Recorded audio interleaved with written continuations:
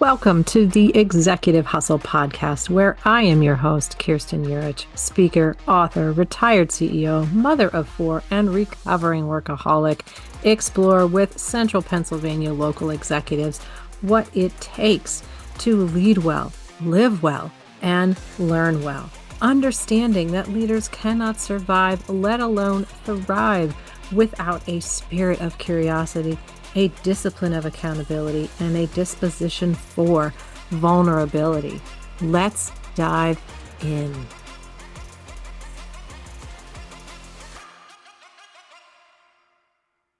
Welcome to another episode of the Executive Hustle. Our guest today is Drew Yerger, managing partner at Legacy Partners Wealth Management and marathon runner. Excited to get into that a little bit. Drew, it is a delight to have you. If people could see us, we are having big smiles on our faces because it is always a good time when I get to have a conversation with you. Oh, Drew, I have known you over 15 years, I think. it's been a poke, It's as been a they say pro. in Central PA sometimes, right? Yeah, Yeah, we don't want been a to while. age ourselves here, That's but right. this is going to be a lot of fun. Tell me, what was 7-year-old Drew dreaming of being? A farmer. I wanted to be a farmer or a veterinarian, something like that. I think like whenever I was 7, yeah, I think that was the deal. That was the ticket. Well, since I know you just bought a farm. Well, there is that. There's that, which is which is Not bought, great, right? not bought the farm, but bought a farm. Well, yeah, that'd be a bummer for the podcast, I think. Well, at least for Well, I think I would my go viral. participation in it. The podcast from beyond, I would be viral by now. Wow, it'd be impressive. Yeah, it'd be more Yeah. of a ghost adventures. Yeah. Yeah. So you Yeah. want to be a farmer. Why is that? I like the process of it all. I think in reflecting back to my 7-year-old self, I thought that was pretty cool. You got to involve yourself with a lot of different things, and ultimately, uh, you know, provide, I think, is really what it came down to. Oh, okay. Or on the veterinary side, that I think that was a bit of a hybrid there. That, well, animals are cool too, take care of them too. But then, you get a little older and realize maybe you want kids and family and you know. So how did we get from, I know we're going to talk about other things, but how did you get from farm and veterinary to wealth management and where you are today, which is pretty exciting? Well, just like, so many people, everybody's got their own path and journey and, pivot moments. And when you look in the rearview mirror, you never think about it in the moment. You have to look at it in the rearview mirror and say, oh, you know what? That really was something. So it's a great question. Yeah. Um, so I think the pivot for me happened probably when I was like, I don't know, kind of younger, I guess, like maybe 14 or 15. Hmm. Two things were going on. My brothers had already gone to college. My dad, who was both my parents, state employees. So, everything was Mhm. fairly black and white in my brain, at least on, well, mom and dad go to work, they come home, and that's that. Yeah. Um, Been there. yep. And, it was interesting because my dad wanted to get into college planning. So he created this entity, and he would provide coaching in the evenings at, like, one of those evening adult learning session type things, in the local school district. And I thought that was really neat, where he was just kind of going out and he was helping people wade through the muck of life. He had already been through it. My brothers just went through college and whatnot. So, you know what, this is actually pretty interesting. Yeah. So he was able to turn that into a bit of a business, and I know that his eyes lit up anytime we're talking about the market. So that kind of exposed me to, well, what is this market? What does it do? And why is saving important? And why is it good to plan? And what kind of impact can that have? And that's kind of how that led into it. Um, so not exactly crazy there, but also there was another fella who, over the summers, every summer it was about, hey, school. All right, so school's going to wrap up. It's June. This is awesome. All right, what are we doing over the summer? Well, let's see. We got YMCA day camp, but kind of aged out of that. And then it was all right. Well, I guess I need to work. So that was again, mom and dad. Hey, you're gonna work. You're gonna work. And in fact, there's this guy you can ride your bike to both work and to his house, and you just do whatever he asks you to do. And this guy, I was like, man, this guy has it all together. I'm just going over here and he's giving me cash. This is awesome. And he was just an entrepreneur, and learned what that word meant Mm. uh, through both my dad doing this and through this gentleman's business, and just kind of really loved his perspective. I think that was a really cool time to just kind of learn. His name was Jim, and he was like, "Hey, you want to help me with this business?" I'm like, "Yeah, sure, why not?" All right, well, great. Let's do this. Let's start a website. Mm. Let's just get it rolling. And it was such a opposite end of the spectrum from what I grew up being used to, Uh-huh. which was just you wake up, you go to work, you come back, and you eat dinner, you go to bed, which was very safe and secure, as opposed to this very intriguing proposition of, oh yeah, you want to start a business, just go for it. You Right. just make it happen. Make it, Com just get it done. a complete yes and mentality. Yeah, and that was really intriguing to me. And I think that to go back to your original question was Mhm. really what was driving the foundation, or the seeds, if you will, to you know grow into what is currently going on in my world, and how I then translate that into a handful of folks that I work with on a professional basis, and really where we are today. So Yeah. Wow. So, what an interesting story in terms of where you wanted to start, where you've ended, the people that have impacted you, but still there's these threads of, you know, your dad had something very consistent, but you saw him explore something different and you saw that impact on him, right? yeah, So yeah, that really seemed to touch you. And yeah, then you said yes to an opportunity with Jim over the summer and his approach to life being so different from your father's and that impacting you. definitely, definitely. Well, how do both of these pivotal moments still show up in how you lead today? I mean, decades later, these seem so meaningful to you.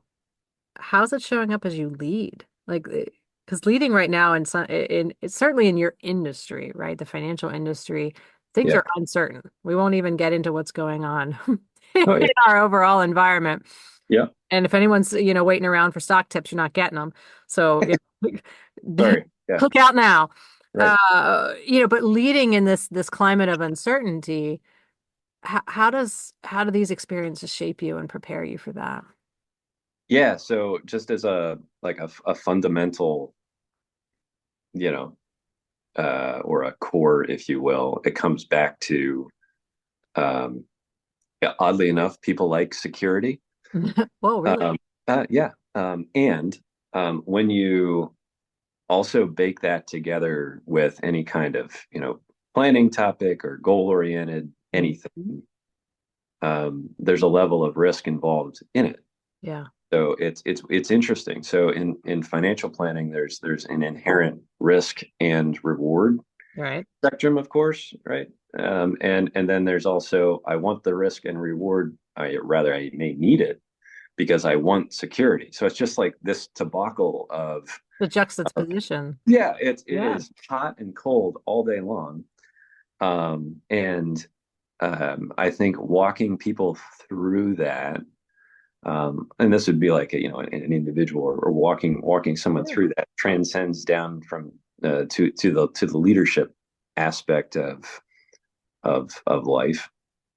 Um, and I mean, I don't know that I would necessarily call myself a leader per se, but I definitely can see aspects of what I was just mentioning there, what we're talking about there with the team, the internal team, and Mhm. it's interesting because it doesn't change. It's like so human Yeah. that with any decision, with any uh, pivot point along the way, you're going to have these stressors, like anything. Like you could go as far as to say, like whenever you're figuring out where you're going to go to dinner, like there's like a rock paper scissors process in our family where okay, we're going to do rock paper scissors. Maybe it's for the kids or Missy, and okay, and then if you feel a little let down Yeah. one way or the other, then you're like, okay, well, we should have just gone to the other place. So Right. that's how we kind of decide.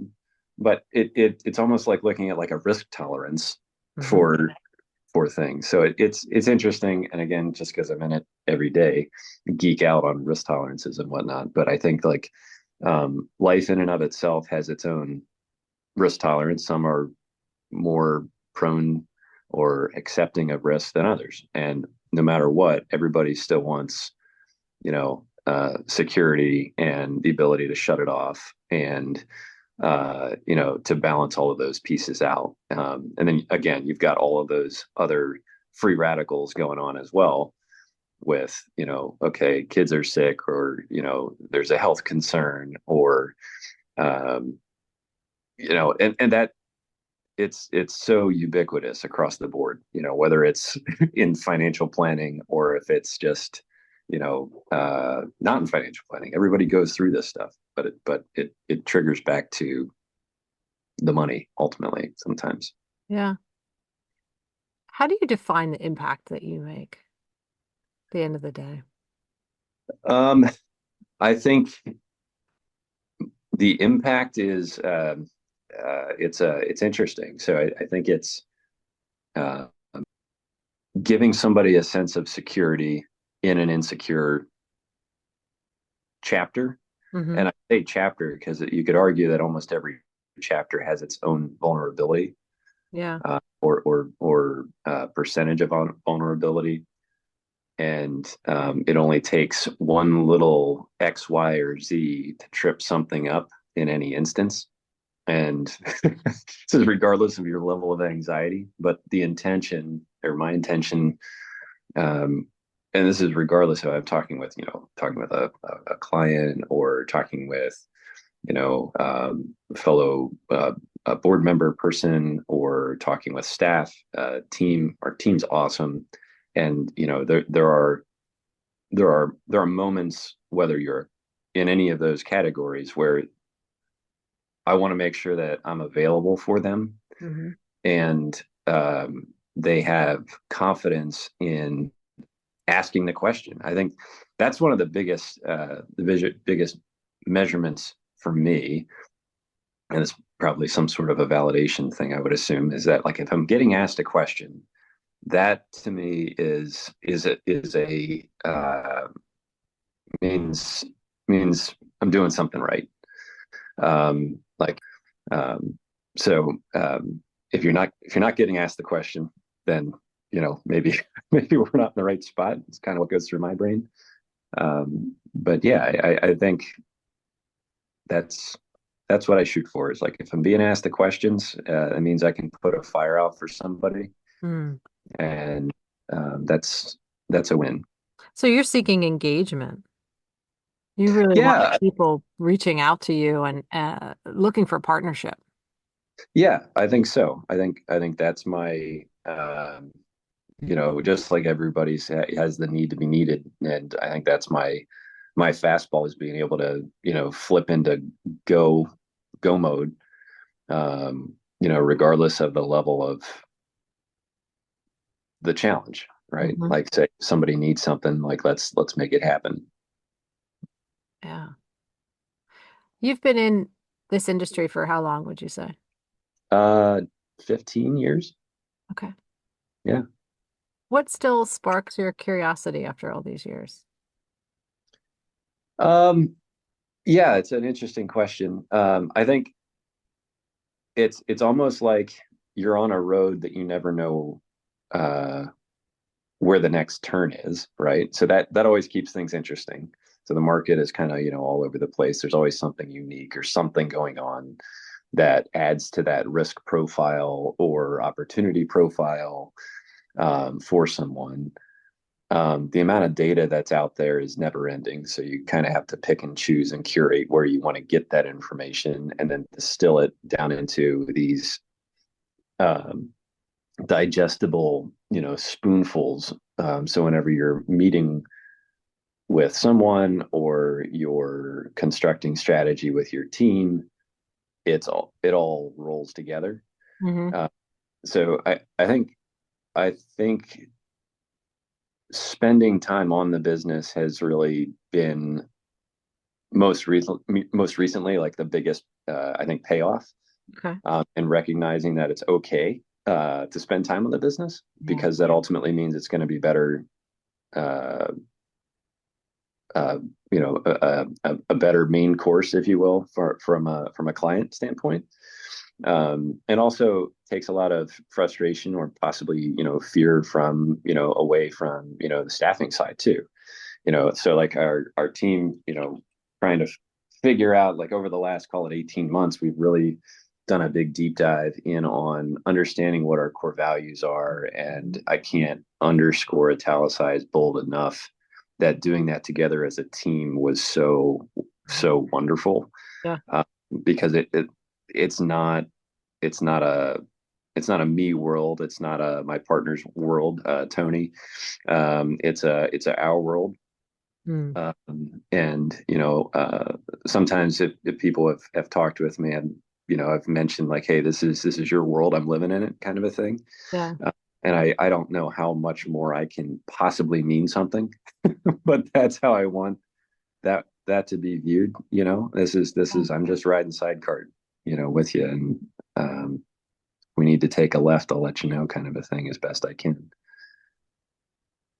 What do you think the impact of having those core values will be for your company in 2 years, 5 years? Oh yeah. So I mean, to me, core values, like being able to, like, anytime we've got a bigger decision that we need to be making, whether it's a hire or a move or an expansion or a merge, et cetera. Like we've already kind of seen that within the last, 6 months even. Mm. Um, that just going back to that and looking at the process that's baked into those core values, just it helps steer everything. And it's liberating, right? Like I think that's the biggest thing. It's like having those core values is liberating because you've almost taken the thinking out of it by thinking about it, Ah, okay. right? So I think that's the biggest, takeaway for me. Yeah. So it kind of gives you an anchor point to come back to when you've got big decisions. Like, wait, we already know how to make this decision because we've already decided what the values are for the company, which means we know how to make a decision because we've determined what's important. So this thing that we're facing tomorrow, we can come back to these things we thought of yesterday. Yep, exactly. Yeah, it's almost like you're building the tool belt, and where everything is along the way. You say, oh yeah, I've got just the thing, it's right here. and Yeah. and when we talk about this is what kind of a decision we make because it helps Yeah. XYZ. Right, right, right. Keeps it easy, Yeah. unemotional. One of the values that is important to me for leaders to really embody and illustrate and model for their teams, I want to share and I want to ask you a question about because I think it's it probably is pretty challenging in your industry. So I kind of want to see what you have to say about it. And that values vulnerability. And so I'm kind of curious, like how in an industry that emphasizes confidence and certainty. So we've talked about certainty a few times, right? Or security. Where is there space? Have you found space, or do you find this really challenging? Like, where is there space for vulnerability as a leader in your industry? Yeah, I'd say that's a ridiculously good question. And if there are Wow. any other, financial folks listening to this, I think they might get a little chuckle out of it. Yeah, because like you're kind of baked, if you will, to never, uh, never be vulnerable to a degree. Yeah. But I disagree with that. And I think that people just want to be working with people, Yeah. and like, yeah, you want to assert confidence, but also at the same time, you want to be real with somebody, right? And like, I struggle with that. I would much rather just be real with someone than assert any kind of, you know, uh, confidence that's not actually there, right? Mhm. So like, I think that the vulnerability aspect of it is, it's really, it's almost like you want to be able to talk as if you're talking to your best friend. Um, where it's just kind of like, yeah, but like, how do you, just like getting into the minutia of stuff. And I love working with folks at that level where Mhm. like you're, you hear so much, you hear so many things, and you help them through that. And I'd imagine, it's very similar to your work, in that you get into the details Right. stuff, and it's not, maybe an eighth of what you're talking about for my world is actually numbers, right? And a lot of it is more about like, well, you know, how does how do the numbers translate to these 10 other things, and how do we make these 10 other things actually happen? um, and walking through that, through the process of that, and then the fruit of that is, again, rearview mirror, seeing it come to light. Say, hey, you know what? That worked out. Um, so the vulnerable part of it, I think, is, I just think that pays dividends. I just think that that is so incredibly helpful Mhm. to just, I don't know if you say the word level with someone or whatever, but like, I think, um, uh, the whole imposter syndrome, just kind of flush that and just kind of keep rolling. Right. Um, Right. it, you are what you are, and that's what people want to see anyways. So you've certainly helped a lot with that, through the fun of life for the last handful of years, and just kind of walking through some of, business challenges, and the matrix, if you will, Mm. of all things, and navigating that in a way that does instill a level of confidence, but backs it into a very transparent way of communicating with people, which is just, hey, I am what I am, and you are what you are, and that's great. Now we can talk. Let's get to a solution, or let's walk through this thing together. And I got you. It it's a great way of putting it. It seems to me like to do what you need to do with the numbers, as you're saying, you need to get people to be honest with you about what's Yeah, important, what they care about, what they want to achieve, their hopes and dreams, their fears.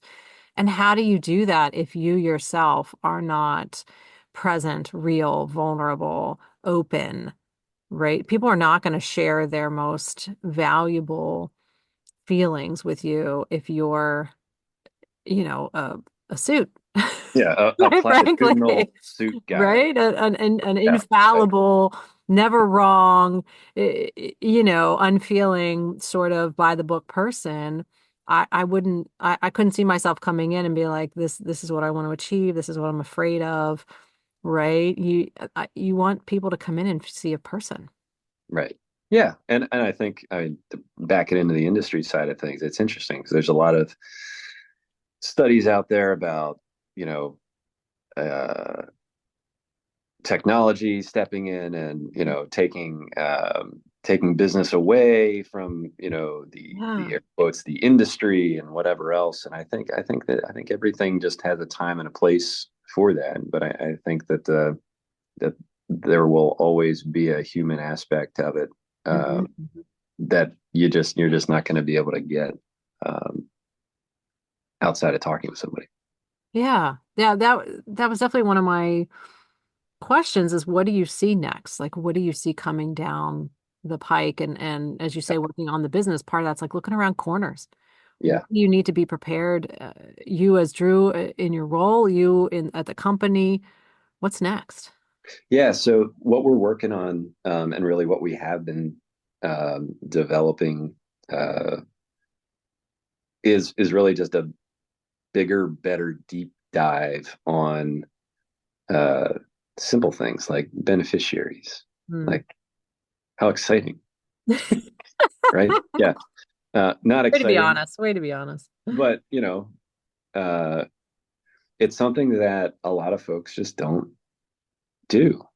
Um, and I think that just like that's a glimmer, right? Like, Yeah. any aspect of the estate planning process, Hmm. and working with various professionals, together and coordinating that together, is really something that people just don't necessarily love to do, but they love to work with people that do it for them and help Yeah. with Yeah. it. Right. So that's what I think. I think that's where things are more or less headed. And there's a lot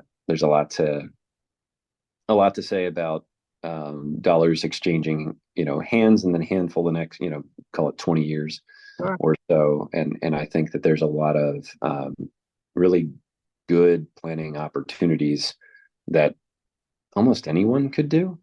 Um, Given some of the latest and greatest in uh,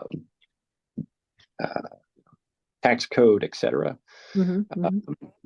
but I think working with those professionals, whether it's an accountant or an attorney or your advisor, financial advisor, those are just really things that I think need to be happening for folks. And I think the conviction that I've got with it, I think is backed up by just the type of work that I think needs to be accomplished for people, to step back into and give people that security and confidence, in their futures. Mm. And so that enhanced coordination is really something that you're doing a deep dive on to Yeah, I provide the think client. that's the objective. I think if you can get there, you've really, from my side of the world, you've really accomplished something for people, Yeah. because you're not just looking out for them, you're looking out for the next generation, and also, again, you're kind of baking that into, that whole that story. We're here for a moment, and it's not like everybody and their brother wants to leave a legacy per se, right? But I think it is interesting to open up that discussion and have it with people. I think it's a Mm. pretty great conversation to have with almost anyone, because everybody thinks about it, but they don't necessarily know what or how they want to have impact with it. Just they haven't thought about it that much sometimes. So We often are stuck in conversations that are what's wrong, what needs fixed, what's right in front. And right, there's a whole world that opens up when you ask questions like, what do you want to create? yeah, And that's yeah, the question you're asking them. yeah. And that's an interesting one. It's almost if you're a business owner type person, Mhm. you've been creating your entire life. Even if you're not a business owner type person, you've been building your career, etc. And it's kind of like, what for? What was the objective? So just like you were asking me, just like you ask others on your podcast, you know, um, where did it start? What's driving this? And it's a really interesting string to pull, because you get so many more nuggets out of that. Meaning just ingredients to have better conversation and help move the ball for them. Mhm. Um, and I think that's again ubiquitous. That's across the board from I guess a leadership standpoint, is just asking those questions. Just getting really good at asking those types of questions, I Yeah. think, Getting is out huge. of the normal conversation and getting people to think about future. We don't, Yeah, we spend less than like 2% of our conversations in future conversations. We're always talking about past, yeah, maybe present, but the future just doesn't come into our conversation. And those are our transformative conversations. Those are the generative conversations. They're the ones that people walk away feeling like, wow, that was awesome. yeah. And they continue those conversations then Yeah. too. They're sticky. It's Yeah. like it's a very it's not it's just a sticky subject. And if you can uncover those, that's the relationship building stuff that I think Hmm. is huge. And it's just real quick thinking about um, motivation. Mm-hmm. I think I think motivation, or encouragement versus motivation. Um, what was there? There was a Harvard Business Review study that was talking about, okay, or encouragement isn't exactly the best thing for motivation necessarily. I'm sure I'm misquoting that horribly, but end of the day, it's much more impactful to ask these types of questions and show meaning and bake in and remind and get back to effectively core values again, Yeah. on the why, the what, the who, um, and I think that's a very good filter, or lens to look through, Mm. almost in any topic, Yeah. because it builds that perspective in any situation. I love that. And it is going to resonate. And I'm going to use it to jump topics Perfect. because you could not give me enough encouragement to run. Running. And you run marathons. So tell me what motivates you to run a marathon? And how did you ever get into it? And how do you keep doing it? Because Oh you man. couldn't pay me enough. Yeah. So fun story. 2016. Um, I was introduced to this guy. He just started in our office, named Nick. Great dude, one of my best friends. And again, back in 2016, didn't really know him from Adam. I was just like, all right, well, introduce myself, etc. He was down in like the Philly area, Philly office, bouncing back and forth between, central PA, Philly, back and forth. And, got to know him a little bit. He was, running a lot. And I was like, hey, I'll go for a run with you. He was asking like, hey, you want to go for a run? I was like, sure, I guess so. Um, and we really, uh, talking about cars, bunch of fun stuff, just nonsensical, whatever. And we just started running. And we're like, all right, hey, you want to run the Philly Marathon? Sure, let's do it. As almost like a joke, Right right? there. That, yes, Yeah. right there. Like So that, some of that's what these I would say things, now. yeah, it was never, it was never like a goal. Yeah, I mean, it was after we said we'd do it, and then we'd hold ourselves accountable, because if we didn't run it, we had to shave our heads. And Um, at the time, and I still struggle with this at the moment, um, you know, you know, like hair tends to get thinner and recede a bit. So it was a bit of a personal thing that we made sure we continue to run, and we hold ourselves accountable to get it knocked out, all at the same time. Nick's dad had passed away from cancer in the past, and my dad was diagnosed with lung cancer. So that was an interesting moment where somebody comes into your life that I'm incredibly thankful for. During that we'll call it life transition with my dad. Part of the hustle. Yeah, the Missy is in a bit of a transition career-wise. That's my wife, for listeners. She's 1,000 times smarter than I ever will be or claim to be. And, her background's in engineering, and it was interesting kind of walking through that with her, like my dad's stuff. But she encouraged the running, right? Because it was just kind of like think time. Yeah, an outlet. Yeah. Yeah. And that's really what that really became, with the boys running around at that time. I think they were 4 and 6 at that time. So, but yeah, so 4 marathons down, got another one coming up in a couple weeks, I guess. So I've been running, and again, just kind of using the time to think, to download, distill. I don't know how many epiphanies I've stumbled across, once you get to like 15, 17, 18, 20 miles on a run on a random Saturday morning with nobody around you. And you're like, so that time is incredibly, I don't know. It's a bit of a sanctuary, but also to your point, I wouldn't consider myself, I don't like love running. I think I love to be where I am when I'm running, if that makes sense. Just because I think that unlocks a lot of, think time. It's a good thing. Well, you're forcing yourself into that position, and otherwise you wouldn't be there and get those benefits.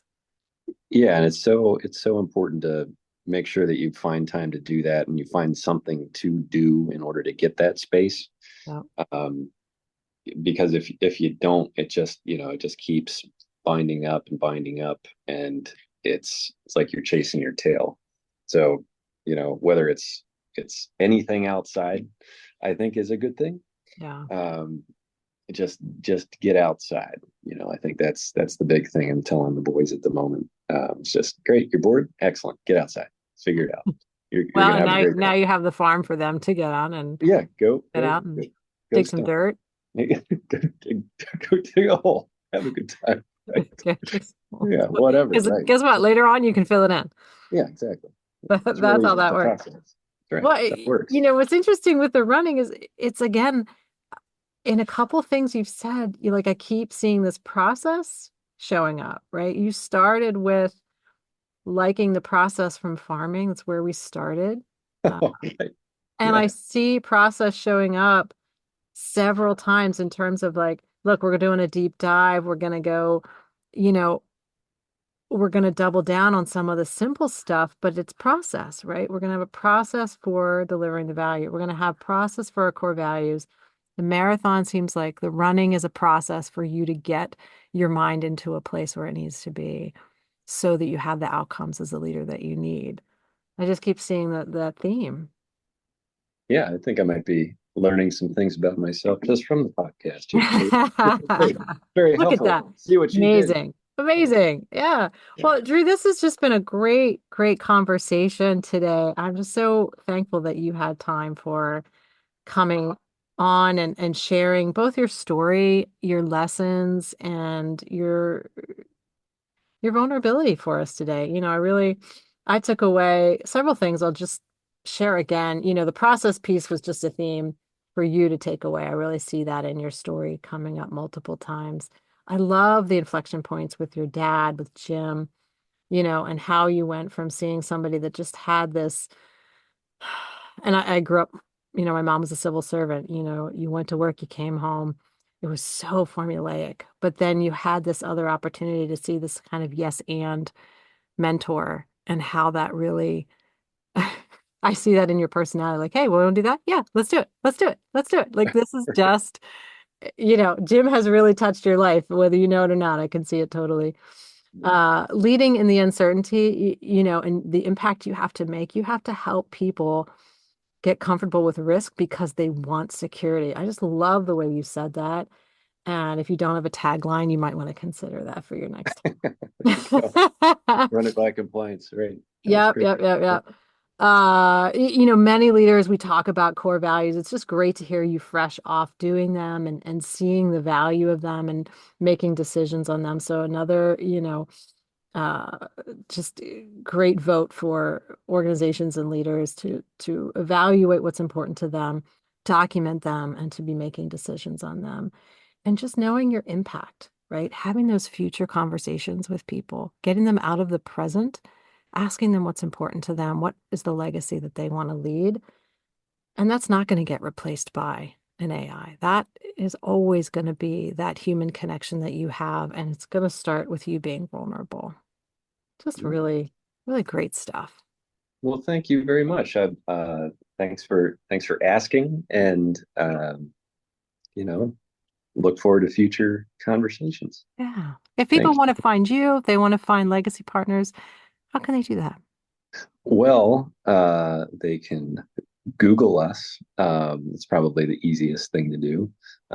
Legacy Partners Wealth Management in Mechanicsburg, and you'll see Tony Feliciano and myself. Great. That's it. Okay. And we'll have links to all of that in the show notes. Oh, Make it great. easy for folks. Cool. So, well, thank you, Drew. This has been wonderful today. Appreciate the conversation, and I hope folks take away just as much as I did because it was awesome. Thank you, Kirsten. Appreciate it. All right. Take care, everyone. Bye-bye. Thank you for joining me today for another great hustle conversation with the Central PA executive. You can find out more about my guest in the show notes. And if you liked the episode or have something to add to our conversation, please find me on Apple Podcasts, Spotify, or wherever you listen. Subscribe, rate, and review. Remember, leadership is best practiced in community. You know a leader who needs to hear something from this episode, so pay it forward and send it to them today. Don't wait. Until next time, the best leaders not only lead well, they live well and learn well. Bye now.